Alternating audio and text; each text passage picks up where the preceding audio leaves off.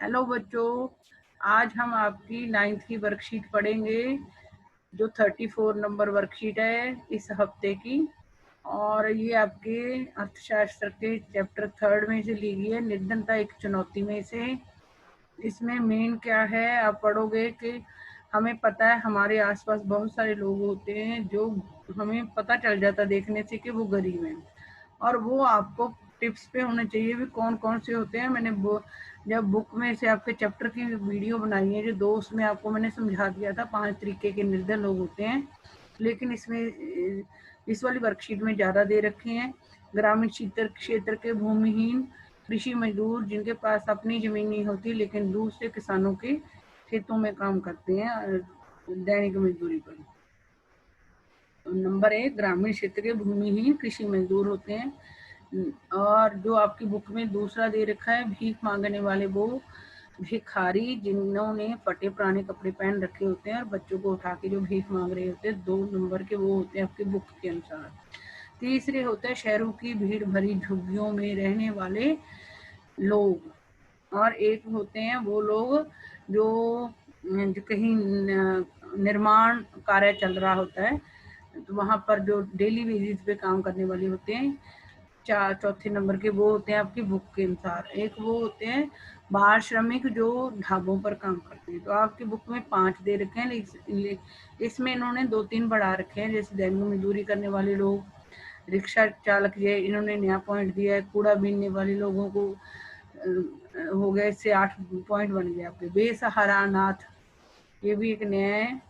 और बाकी आपके मतलब आपकी बुक में 5 तरीके के गरीब लोगों के बारे में बताया गया है और इसमें 4 ज़्यादा बताए गए हैं, तो इस तरीके से 9 तरीके के गरीब लोग होते हैं जो हमारे आसपास रहते हैं।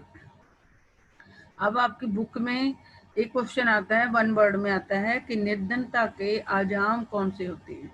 अगर हमने किसी व्यक्ति को देखना होता है कि वो गरीब है तो सबसे पहले 2 चीज़ें जरूर देखी जाती हैं कि वो अपनी भूख को मिटा लेता, पूरी भूख मिटा कर पेट भर के खाना खाता है और उसके पास रहने की जगह है। अगर ये दोनों चीज़ें हैं तो बाकी चीज़ों की तरफ फिर ध्यान देते हैं, तो उसी से पता चल जाता है। अगर बंदा अपना पेट नहीं भर पाता और रहने के लिए जगह नहीं तो वो निर्धन है। और ये भूखमरी और आश्रय का ना होना, ये निर्धनता के 2 आयाम है। और क्वेश्चन भी आता है कि निर्धनता के 2 आयाम कौन से हैं, तो आपको लिखिएगा भूखमरी और आश्रय का ना होना। और जो जिनके पास खाने के लिए नहीं होता प्रॉपर और रहने के लिए प्रॉपर जगह नहीं होती तो वो अपने बच्चों को कहाँ से पढ़ा पाएंगे। तो ऐसे माता पिता जिनके पास अपनी भूख को मिटाने के लिए और रहने के लिए जगह नहीं होती, उन बच्चों के वो माता पिता अपने बच्चों को स्कूल भी नहीं भेज पाते और अपने बीमार होने पर और बच्चों के बीमार होने पर अपना इलाज भी नहीं करवा पाते। ये उसमें आएगा, निर्धनता के अर्थ में भी आएगा ये लाइन भी, भूखमरी और आश्रय का ना होना। और ऐसे माता पिता जो भूखमरी और आश्रय जिनके पास नहीं होता वो अपने बच्चों को स्कूल भी नहीं भेज पाते और बीमारी का इलाज भी अपनी फैमिली के मेंबरों का नहीं करवा सकते। नंबर 1 निर्धनता के अर्थ में। दूसरा ये भी देखा जाता है कि निर्धनता का अर्थ ये भी होता है कि जब जिस व्यक्ति को पीने का साफ पानी नहीं मिलता, स्वच्छ पेयजल नहीं मिलता, और जिस जगह वो रह रहा है वहाँ उसको साफ सुथरी मतलब रहने की जगह नहीं मिलती, तो और उस व्यक्ति को हर रोज का काम नहीं मिलता कि वो कमा सके, उसको रोजगार के अवसर डेली नहीं मिलते, और वो जो जिंदगी जीने के लिए कम से कम जो आवश्यकताएं होती हैं उनको नहीं पूरा कर पाता, तो उसके अंदर असहायता की भावना आ जाती है। वो डरा डरा सा रहता है, उसको लगता है कि उसके साथ कोई नहीं है, वो बेसहारा है। तब भी वो भी निर्धनता ही कहलाती है जब किसी व्यक्ति की ऐसी कंडीशन होती है कि वो उसको साफ पीने का पानी नहीं मिलता, रहने की साफ सुथरी जगह नहीं मिलती, उसको रोजगार की कमी होती है, डेली उसको काम नहीं मिलता जिससे वो कमाई कर सके और अपनी कम से कम जो जिंदगी जीने की जो आवश्यकताएं होती हैं उनको वो पूरी नहीं कर सकता, और अपने आप को सारा दिन उसको मतलब ऐसा लगता है कि उसके साथ कोई नहीं है और बेसहारा जैसी फीलिंग होती है, तो वो भी निर्धनता है। निर्धन लोग ऐसी स्थिति में रहते हैं जिसमें उनके साथ सभी, और ये 2 स्थितियां होने के कारण जब वो अपनी भूख नहीं मिटा पाते, अपनी रहने की जगह की व्यवस्था नहीं कर पाते, और अपने बच्चों को स्कूल नहीं भेज पाते, अपना इलाज नहीं करवा पाते, जब उनको पीने का साफ पानी नहीं मिलता, रहने की साफ सुथरी जगह नहीं मिलती, रोजगार उनको दिल्ली नहीं मिलता जब, और अपनी जो मूलभूत जीवन जीने के लिए आवश्यकताएं हैं उनको पूरा नहीं कर पाते, तो उनके अंदर जब असहायता की भावना आ जाती है और डरे डरे से रहते हैं, तो उसके बाद निर्धन लोगों के साथ ऐसी स्थिति को उनकी देख के कोई भी उनकी इज्जत नहीं करता, उनके साथ हर जगह दुर्व्यवहार किया जाता है। इवन आप लोग भी, चाहे मैं हूँ चाहे आप हो, आप भी जब वो किसी गरीब बंदे को अपने पास देखते हो तो क्या करते हो कि आपको डर लगने लग, उसकी सहायता तो क्या करनी है, आप इस बात से डर जाते हो कि वो व्यक्ति आपके पास इसलिए आया है कि वो आपकी कोई चीज चुराना चाहता है। तो इस तरीके से निर्धन जो व्यक्ति होते हैं उनके साथ हर जगह दुर्व्यवहार होता है, चाहे वो किसी उसमें कंपनी में काम कर रहे हो, किसी मिल में काम कर रहे हो, किसी पब्लिक प्लेस पे हो, तो उनके साथ दुर्व्यवहार लोग करते हैं। और पहले निर्धनता का अनुमान लगाने के लिए बस आय और उपभोग, इनकम और कंजप्शन की तरफ ध्यान दिया जाता था कि व्यक्ति कितना कमाता है और उतना खा पाता है जितना उसके शरीर को पोषण, पूरा पोषण लेने के लिए खाने पीने की चीजें चाहिए। तो आय और उपभोग के द्वारा ही पहले निर्धनता के स्तर का अनुमान लगाया जाता था, लेकिन अब निर्धनता के स्तर को जानने के लिए आय और उपभोग के साथ साथ व्यक्ति के निरक्षरता स्तर को भी देखा जाता है। पोषण के कारण भी, जब वो पूरा उतना खाना नहीं खा पाता जितना उसके शरीर को पोषण चाहिए, तो उसके कारण उसके शरीर के अंदर जो रोगों से लड़ने की क्षमता होती है उसको भी देखा जाता है। निर्धनता का अनुमान लगाने के लिए वो स्वास्थ्य सेवाएं ले पाता है या नहीं ले पाता है, इससे भी उसकी निर्धनता का अनुमान लगाया जाता है। रोजगार के उसको अवसर कितने टाइम के लिए मिलते हैं, इससे भी उसकी निर्धनता का अनुमान लगता है। सुरक्षित पेयजल, पीने का जो पानी है वो साफ सुथरा मिलता है या नहीं उसको, इससे भी उसकी निर्धनता का अनुमान लगता है। उसको रहने के लिए स्वच्छ वातावरण मिल पाता है या नहीं, इससे भी उसकी निर्धनता का अनुमान लगाया जा सकता है। और ये सारे आय, उपभोग, निरक्षरता स्तर, पोषण के कारण रोगों से लड़ने की जो क्षमता की कमी होती है, स्वास्थ्य सेवाओं की कमी, रोजगार के अवसरों की कमी, सुरक्षित पेयजल और स्वच्छता तक पहुंच की कमी, ये सारे वो सामाजिक सूचक हैं जिसके द्वारा हम किसी व्यक्ति की निर्धनता का अनुमान लगा सकते हैं। और ये जो इसमें दे रखे हैं ना वर्कशीट में मीनिंग, अगर आप लोग उनको अच्छी तरीके से कर लो तो इसमें से आने वाला कोई भी क्वेश्चन ऐसा नहीं होगा जो आपको ना आता हो, जिसका आंसर आपको ना आता हो। सामाजिक अपवर्जन में आप इस तरीके से भी समझ लो कि देश के अंदर एक गरीब लोग, दो हिस्सों में डिवाइड कर लो देश को। एक गरीब लोग, एक वो लोग जो अपनी मूलभूत आवश्यकताएं पूरी कर लेते हैं, मतलब गरीब लोगों को छोड़ के बाकी देश के जो लोग होंगे वो अपनी जो मूलभूत आवश्यकताएं होंगी वो पूरी कर लेते होंगे। तो जो गरीब लोग होते हैं, आप कभी भी देखना, वो शहर के बाहर या गांव के बाहर ही रहते हैं, उन लोगों के साथ नहीं रहते जो अपनी मूलभूत आवश्यकताएं पूरी कर सकते हैं। लेकिन जो मूलभूत आवश्यकताएं पूरी करने वाले लोग होते हैं उनको बहुत सारी फैसिलिटीज ऐसी होती हैं जो कई बार फ्री भी मिलती हैं, लेकिन गरीबों को इसलिए नहीं मिल पाती जो बाहर रहते हैं, शहरों और गांवों से बाहर रहते हैं, क्योंकि वो उन लोगों के साथ नहीं रह पाते जो अपनी मूल आवश्यकताओं को या उससे ज़्यादा जिनके अंदर कैपेसिटी होती है ज़िंदगी अच्छी जीने की। तो ये सामाजिक अपवर्जन में आ जाता है जब कोई व्यक्ति अपनी गरीबी के कारण समाज के उन लोगों के साथ नहीं रह पाता जिनको सरकार की तरफ से भी कुछ फ्री सुविधाएं मिल रही होती हैं, और फ्री सुविधाएं उसको गरीब व्यक्ति को नहीं मिलती, इसलिए नहीं मिल पाती कि वो गरीब है और वो समाज में नहीं रह पाता। तो ये सामाजिक अपवर्जन है, जब कोई व्यक्ति अपनी गरीबी के कारण समाज में से अलग उसको रहना पड़ता है और समाज की उन सुविधाओं से वंचित रह जाता है जो बाकी समाज को मिल रही होती हैं, तो ये सामाजिक अपवर्जन होता है। और उस व्यक्ति को समाज के जो अच्छे लोग होते हैं, जिनका जो सारी अपनी ज़िंदगी की ज़रूरतों को पूरा करने वाले लोग होते हैं, उनके साथ वो नहीं रह पाता, तो बहुत सारी सुविधाएं से वंचित हो जाता है और उसको उन अपने जैसे गरीब लोगों के साथ ही रहना पड़ता है। और अन्य अर्थ में सामाजिक अपवर्जन निर्धनता के कारण और परिणाम दोनों होते हैं। कई बार सामाजिक अपवर्जन के साथ व्यक्ति सामाजिक अपवर्जन के कारण निर्धन हो जाता है। जब वो अच्छी सोसाइटी के लोगों के साथ नहीं रह पाता तो कई बार उसकी सोच भी वैसी बन जाती है और वो मतलब कोशिश ही नहीं करता अपनी उस स्थिति से निकलने के लिए जिसके कारण वो गरीब रह जाता है।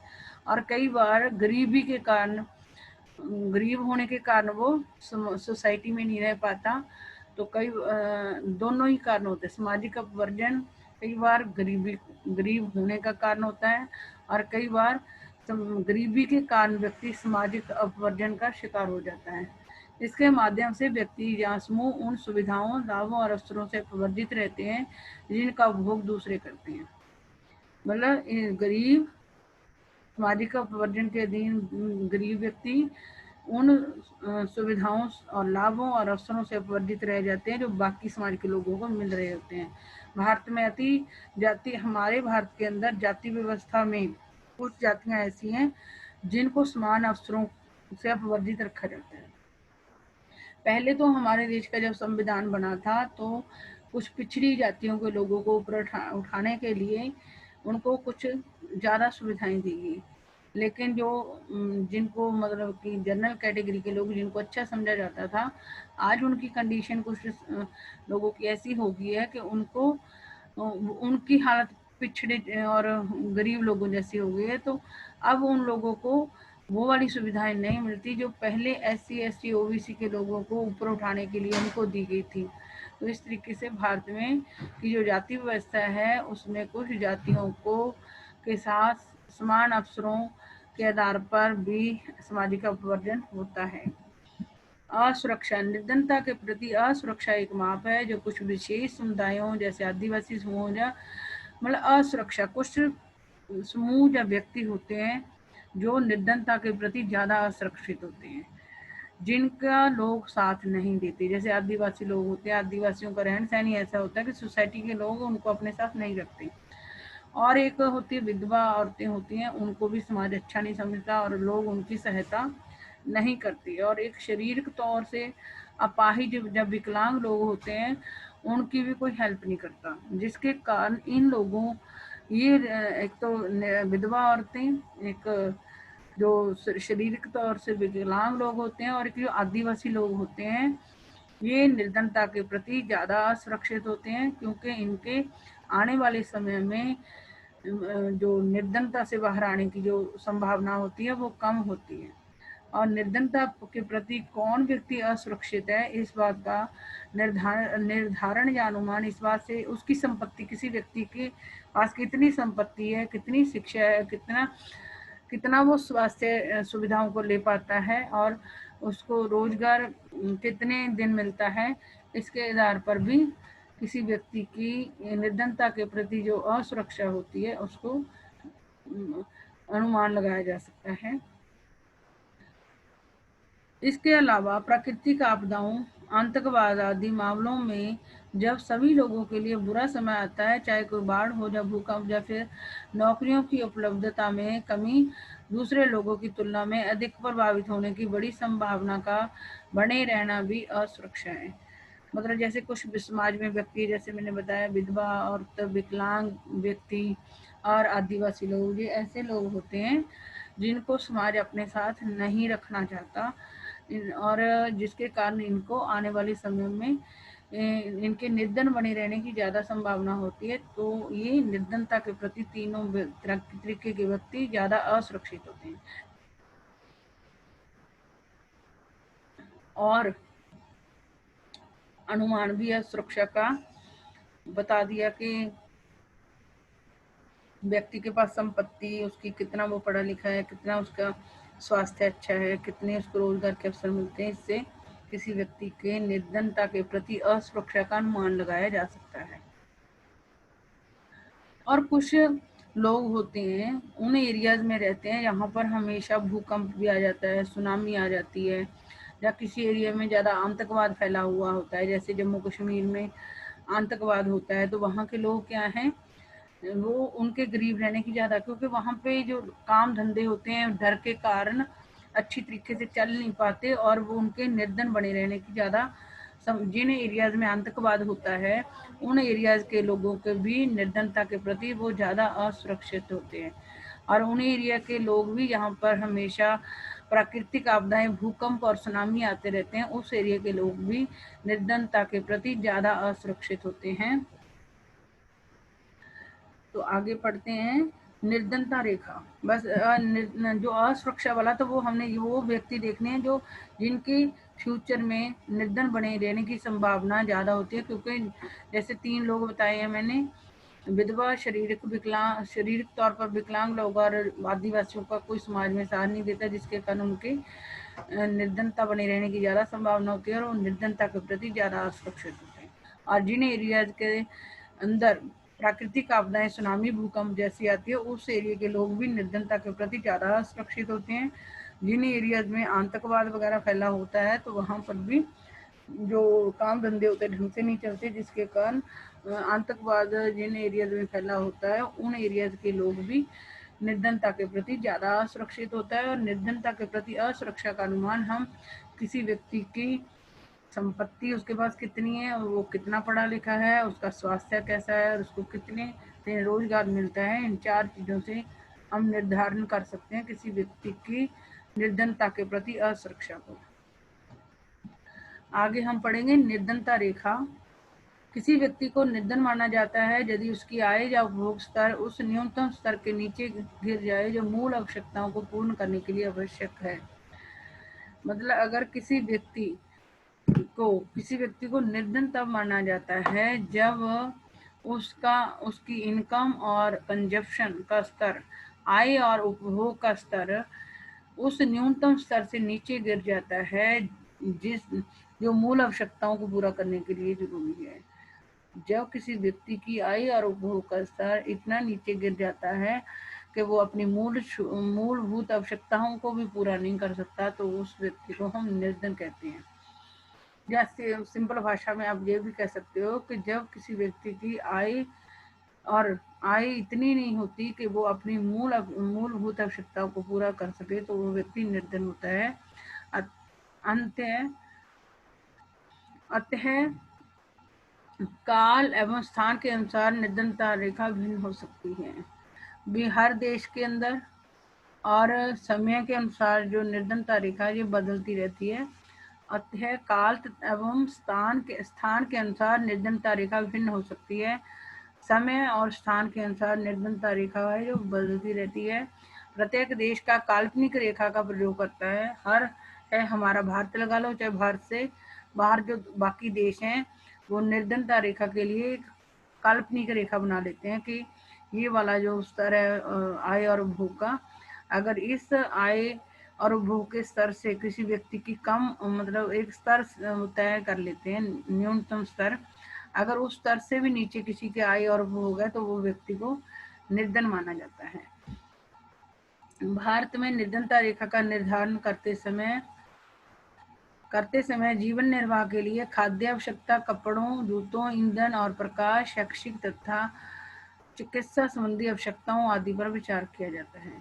पहले मैंने आपको बता दिया कि हर देश एक काल्पनिक रेखा बना लेता है, आय और उपभोग का एक स्तर तय कर लेता है कि इस स्तर से अगर किसी व्यक्ति की आय और उपभोग कम होता है तो वो व्यक्ति निर्धनता रेखा से नीचे होगा। और मैंने समय और स्थान के अनुसार निर्धनता रेखा बदल जाती है और हर देश एक काल्पनिक रेखा का प्रयोग करता है जिसे विकास एवं उसके स्वीकृत न्यूनतम सामाजिक मानदंडों के वर्तमान स्तर के अनुरूप माना जाता है। भारत में निर्धनता का निर्धारण करते समय जीवन निर्वाह के लिए, जिंदगी का निर्वाह करने के लिए कितनी खाने पीने की चीजों की आवश्यकता है, कपड़ों, जूतों, ईंधन, प्रकाश, शैक्षिक एवं चिकित्सा संबंधी आवश्यकताओं आदि पर विचार किया जाता है।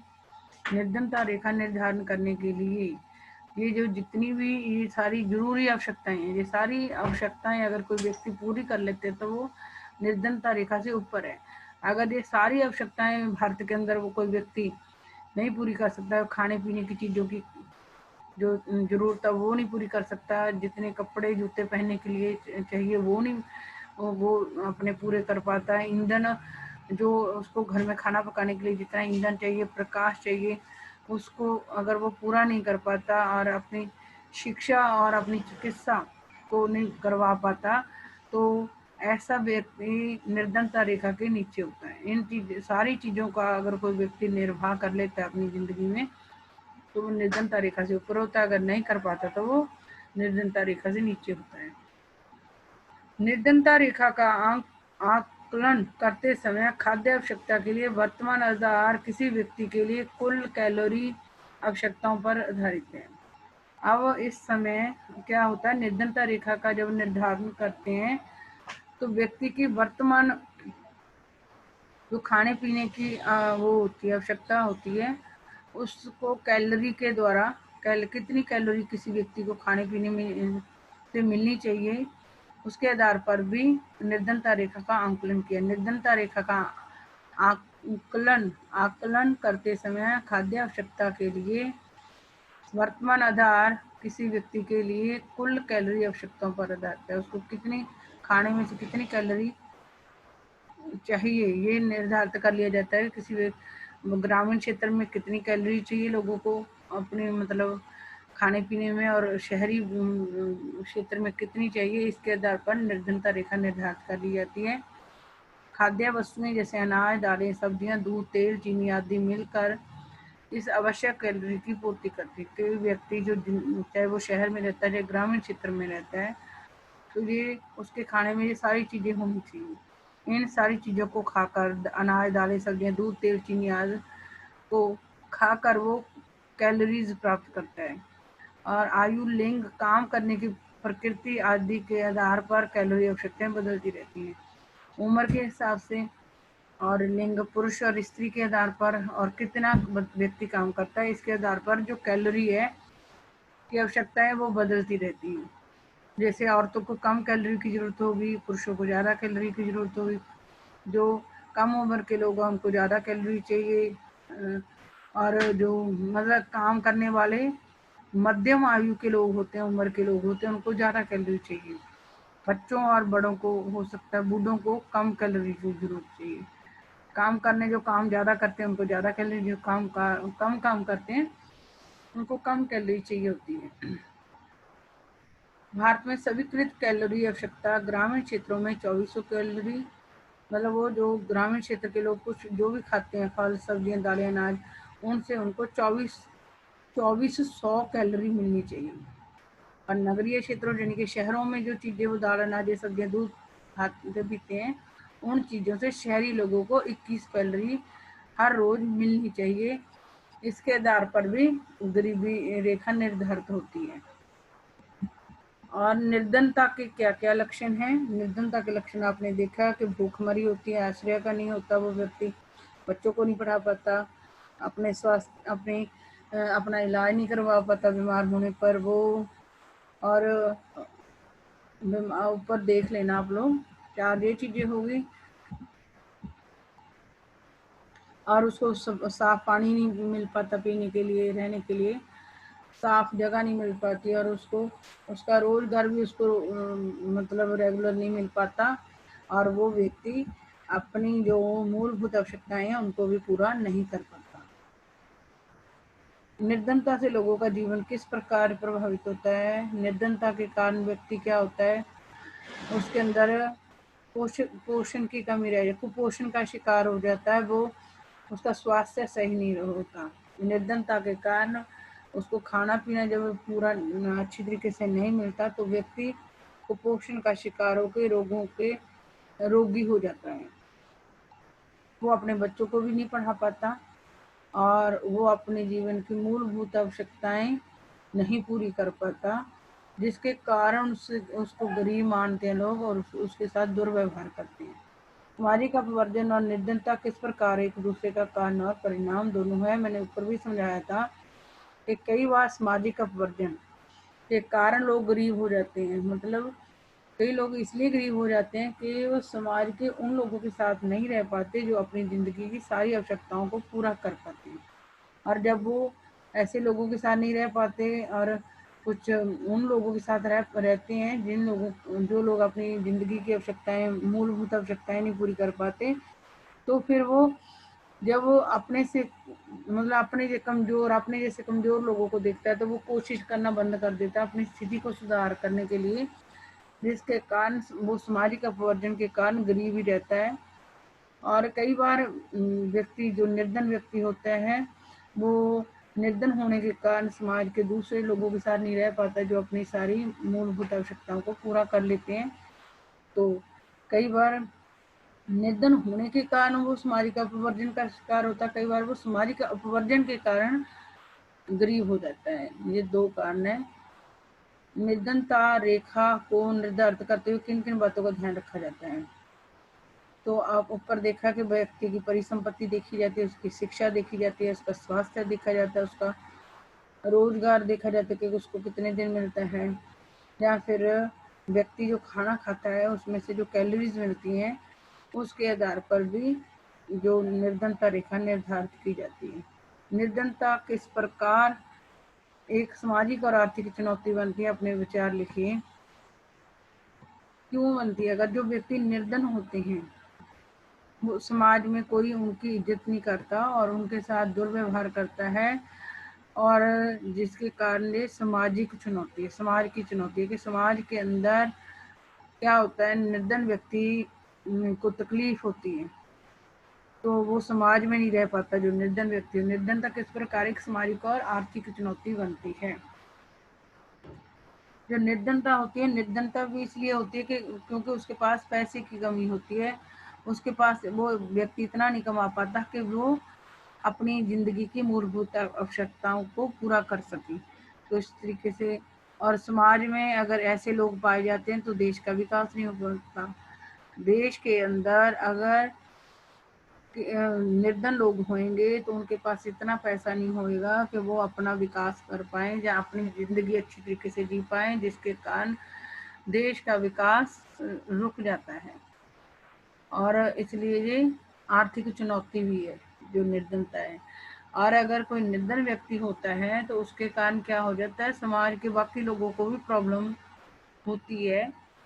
तो मतलब कुछ लोग तो ऐसे होते हैं अगर इनके आसपास रहें तो वो भी निर्धन हो जाते हैं, क्योंकि वो अपने अपने से जो नीचे के लोग होते हैं उनको देख देख के उनको लगता है अब ये ऐसी जिंदगी जी रहे हैं, तो वो भी कोशिश करना छोड़ देता है, तो वो भी निर्धन हो जाता है। निर्धनता समाज में सामाजिक चुनौती इसलिए है क्योंकि अगर समाज के अंदर निर्धन लोग हैं तो कुछ लोग उन निर्धनों को देखकर अपनी स्थिति को सुधारना बंद कर देते हैं, जिसके कारण समाज में ज़्यादा निर्धन हो जाते हैं और देश का विकास रुक जाता है।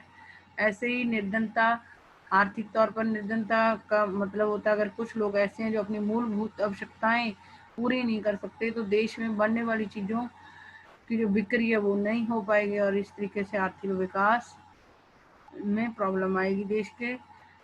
तो आप लोग के अंदर अगर अपने कुछ विचार हो तो वो भी व्यक्त कर सकते हो। इस तरीके से हमारी इस हफ्ते की पहली वर्कशीट कंप्लीट हो गई और आप लोग इसके क्वेश्चन अच्छी तरीके से लिख